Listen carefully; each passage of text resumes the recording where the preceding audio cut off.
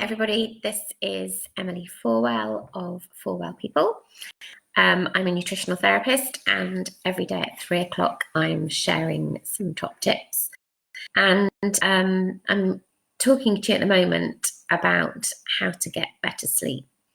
So yesterday we started this discussion, and I explained how blood sugar balance is really important for getting a good night's sleep.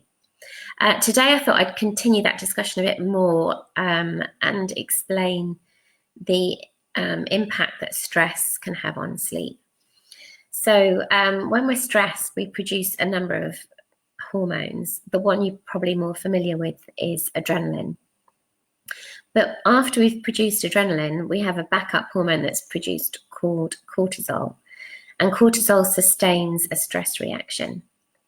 And it's really vital for situations where we're stressed, but really kind of physical situations where we're stressed is when it really comes into play.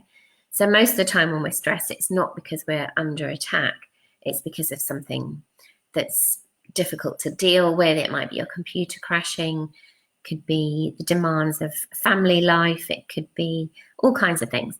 But cortisol is produced as a kind of a primitive response to whatever situation you're in.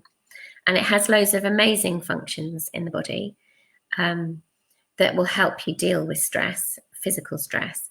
But it does also have some fairly negative consequences. And one of them is that it blocks the production of melatonin. And melatonin is the hormone that we need to be producing in order to start feeling sleepy. So it's really important to think about where your cortisol levels might be. So if you are really stressed, it's likely that that's going to impact your stress, impact your ability to get to sleep.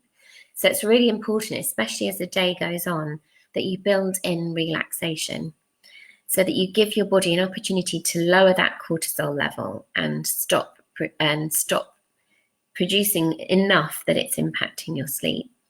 So there's lots of ideas that you could implement to try and lower cortisol. Things like meditation, kind of gentle exercise, reading, taking a bath, listening to music. All of these things are known to lower cortisol levels. The kind of things you shouldn't be doing is stuff like vigorous exercise late in the evening, because when we're exercising and we're really pushing our bodies, the body will produce cortisol in response to that. So if you want to do vigorous exercise, always do that first thing in the morning. Never do it later in the evening. Even if you did it late afternoon, you could be someone that was particularly sensitive, and then that would be the reason that you're finding it difficult to get to sleep. So think about what you're doing in the evenings. Another thing that obviously will raise stress levels is arguing.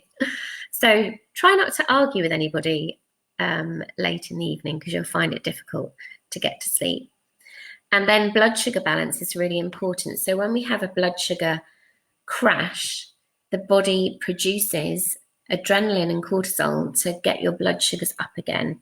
So one of the kind of actions that cortisol creates in the body is it tells the body to dump stores of sugar into the bloodstream so that you've got the energy to run away from an attacker.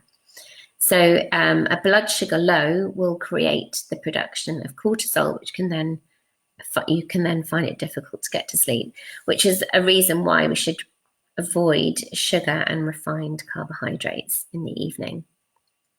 So hopefully that makes sense. Other calming things you could do would be having herbal teas before bedtime, so chamomiles particularly calming. Milk is quite soporific, so there is science behind having a milky drink before bedtime, so that might be something you could introduce.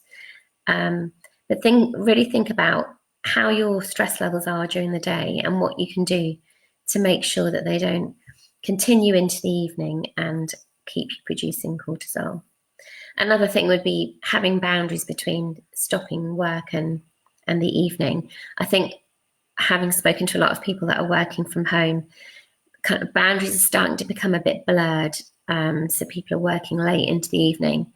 And if you're still working, if it's stressful what you're working on, it's likely that your cortisol levels will still be high when you finally switch off, and then you're going to find it difficult to unwind and then go to sleep. So think about having a strict time when you turn off your computer. Try not to look at your phone close to bedtime, especially looking at things like emails if they're going to create stress and anxiety. So hopefully that was useful, and I'll be here again tomorrow at 3 o'clock to share some more tips to help you get a better night's sleep. Thanks for listening, and see you tomorrow. Bye.